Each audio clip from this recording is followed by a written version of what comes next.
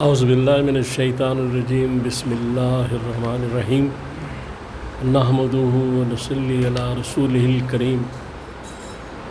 انتہائی قابل احترام سامعین اور حاضرین اور مجھ سے اچھے لوگوں، السلام علیکم ورحمۃ اللہ وبرکاتہ۔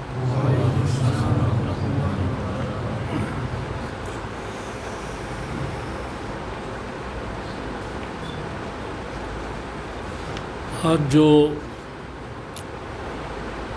شروع رمضان المبارک میں باتیں کی تھی میں نے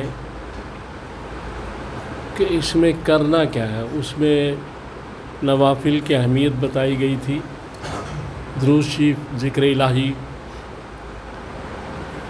آج جو تلاوت قرآن کے بارے میں انشاءاللہ گفتگو کریں گے، تو اس میں آج جو احادیث زیادہ تر معارف الحدیث جلد پنجم سے ہیں، اس میں پہلی حدیث ہے جس کا نمبر 40 ہے 40،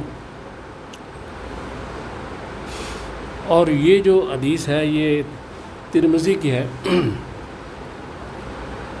اس میں رسول اللہ صلی اللہ تعالیٰ علیہ وسلم نے فرمایا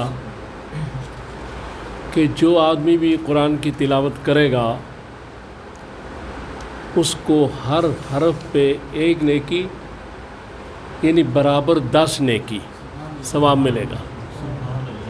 اور آپ نے وضاحت میں فرمایا کہ میں یہ نہیں کہتا کہ الف لام میم ایک حرف ہے، بلکہ الف ایک حرف ہے، لام ایک حرف ہے اور میم ایک حرف ہے۔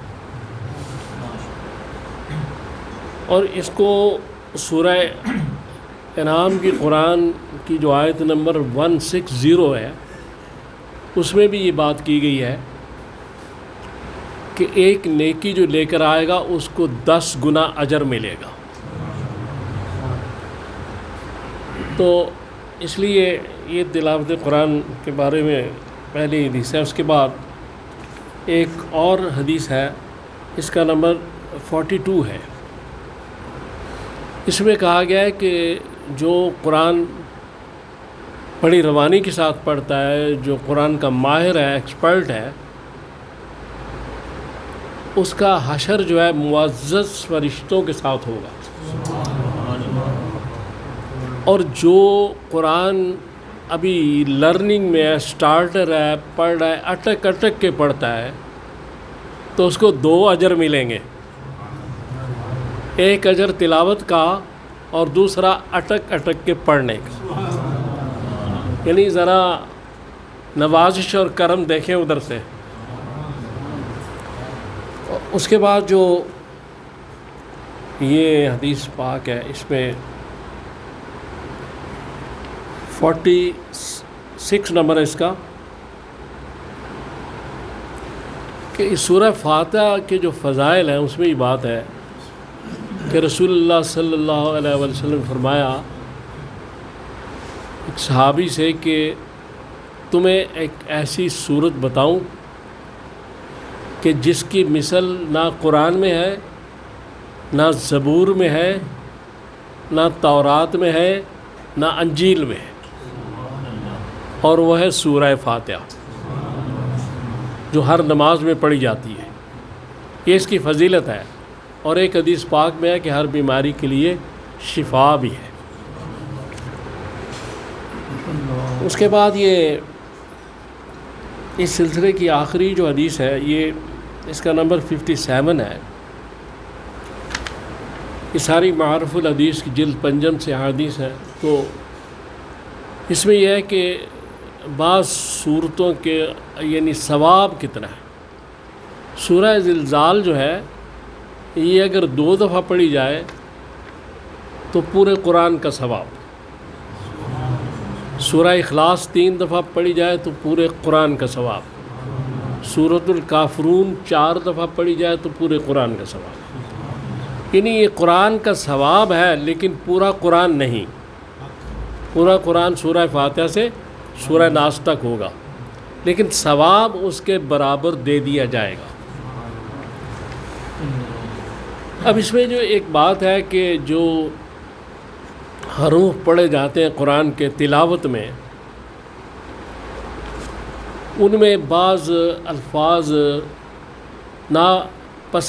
پسندیدہ بھی ہیں، اچھے نہیں ہیں۔ تلاوت میں کسی کافر کا نام آ گیا، کوئی ایسی چیز آ گئی،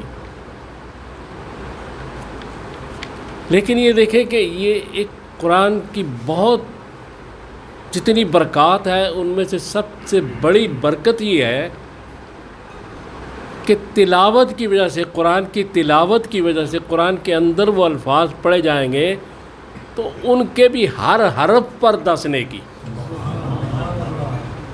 یعنی اتنی مقدس کتاب ہے، یہ اتنی پاک کتاب ہے، چونکہ یہ گفتگو ہے قدوس کی، یہ گفتگو ہے خالق طہارت اور پاکیزگی کی، یہ گفتگو ہے جس نے ساری پاکیزگیاں پیدا کی، اور زبان ہے سرور کائنات صلی اللہ تعالیٰ علیہ وسلم، لاکھوں کروڑوں درود و سلام ہو آپ پر، ان کی زبان سے الفاظ نکلے ہیں، لہٰذا کسی قسم کا بھی جو حرف آئے گا اس پر 10 نیکی دی جائے گی۔ تو یہ قرآن جو ہے یہ کتنی زبردست چیز ہے، اس کے کتنے فوائد ہیں، کتنے فضائل ہیں، لیکن ہم اس کو بھولے ہوئے ہیں۔ اور یہ مقصد ہے کہ ایک سورہ فرقان کی آیت نمبر 30 جو ہے، اس میں رسول اللہ صلی اللہ علیہ وسلم قیامت والے دن مفہوم اس کا یہ ہے کہ اللہ سے فرمائیں گے کہ یہ وہ میری امت ہے جس نے قرآن پڑھنا چھوڑ دیا تھا۔ تو اس لیے اس چیز سے بچنا بڑا ضروری ہے۔ قرآن جو ہے اس کو پڑھتے رہنا چاہیے، اگر اس کو پڑھنا نہیں آتا پڑھنا سیکھے، اٹک اٹک کر پڑھے، 2 اجر حاصل کریں، اور اس کو سمجھے، اور سمجھنے کے بعد بہت زیادہ اس کا روحانیت آدمی کی بڑی بڑھتی ہے اگر اس کو قرآن کی آیات کو سمجھ کر پڑھا جائے۔ چونکہ ایک حدیث پاک میں ابو داؤد کی حدیث ہے کہ رسول اللہ صلی اللہ علیہ وسلم نے ابو ذر سے فرمایا، ابو ذر رضی اللہ تعالیٰ عنہ سے، کہ اگر تم قرآن کی ایک آیت سیکھ لو تو 100 رکعت نفل سے بہتر ہے۔ یعنی اس کو سیکھنا، اس کو سمجھنا کتنی بڑی بات ہے، 100 رکعت نفل اور ایک قرآن کی آیت کو سیکھنا، تو ہم آج اس سے کتنا دور ہیں۔ اس کے بعد قرآن پاک کی سورہ یونس کی آیت نمبر 57 میں ایک بات کی گئی ہے کہ یہ دلوں کے جو روگ ہیں، دلوں کی جو بیماریاں ہیں، ان کی شفا ہے قرآن، یعنی تزکیہ نفس ہے قرآن، تزکیہ نفس ہے۔ جو اس کی تلاوت کریں گے روحانی بیماریاں ختم ہونی شروع ہو جائیں گی، شرط اخلاص ہے۔ اخلاص کے ساتھ جو اس کی تلاوت کی جائے گی، اندر سے روحانی بیماریاں آہستہ آہستہ ختم ہو جائیں گی۔ اس کے بعد یہ سورۃ البقرہ کی آیت نمبر 74 میں ایک بات کی گئی ہے۔ اللہ تعالیٰ فرماتے ہیں کہ تمہارے جو دل ہیں وہ اتنے سخت ہو گئے ہیں کہ پتھر سے بھی زیادہ سخت، اس لیے کہ پتھر جو ہے اس میں تو پھر بھی کوئی چشمہ نکل آتا ہے، پانی نکل آتا ہے، لیکن تمہارے دلوں سے فیض جاری نہیں ہو رہا، تمہارے دل فیض حاصل نہیں کر رہے، نہ ان سے فیض جاری ہو رہا ہے، اس لیے کہ ہم قرآن سے دور ہیں، قرآن کو چھوڑ چکے ہیں۔ جتنا اس طرف بڑھیں گے یہ سارے معاملات ٹھیک ہوتے جائیں گے۔ اور جو دل جو ہے وہ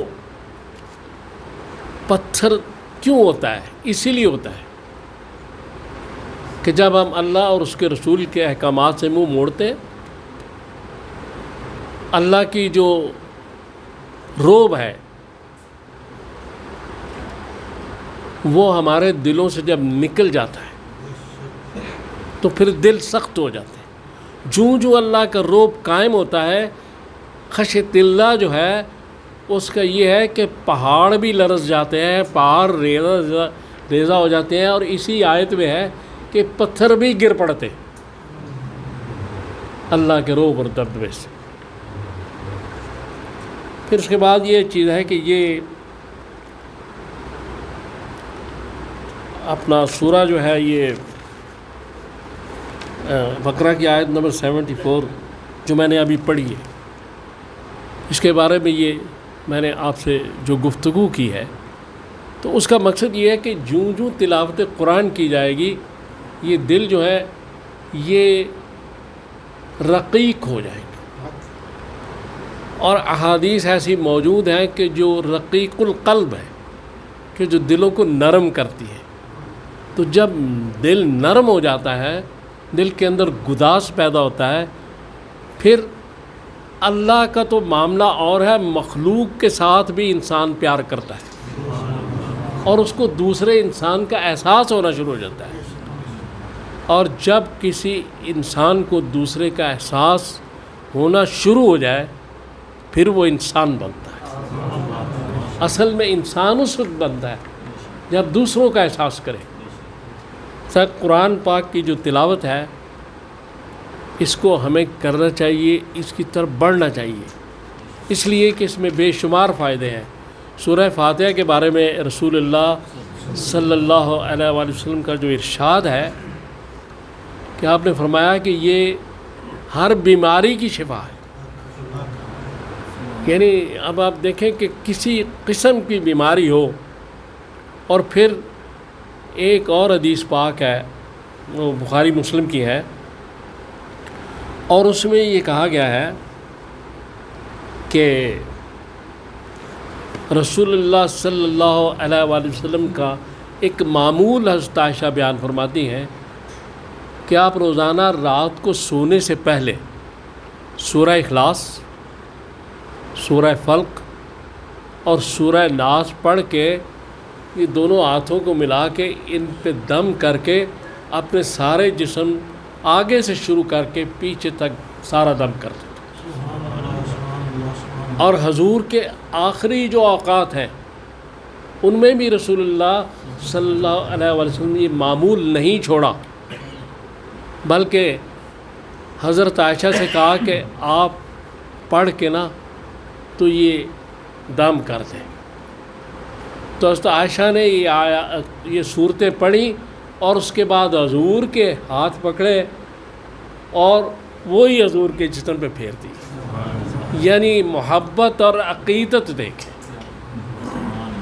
کہ میرے ہاتھ اور رسول کے ہاتھ، بیوی ہیں لیکن کیا ادب ہے، کیا احترام ہے، کیا محبت ہے، کیا عقیدت ہے.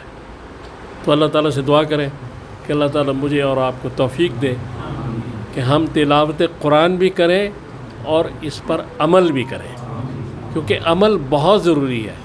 اور عمل ہی جو قرآن پر ہے یہ رسول اللہ صلی اللہ علیہ وسلم اور اللہ سے محبت کا اظہار ہے. صلی اللہ تعالیٰ علیہ خیر خلقہ محمد و آلہ وصحبہ.